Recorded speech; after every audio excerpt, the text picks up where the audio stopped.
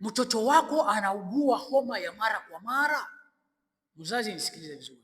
Ikiwa mtoto wako anaugua homa ya mara kwa mara, yani homa inayojirudia, homa hii inaweza pelekea mtoto wako kuchoka, inaweza pelekea mtoto wako kukosa hamu ya kula, na inaweza kupelekea mtoto wako kukosa usingizi au kupata usingizi vizuri au kulala kwa masaa ya kutosha.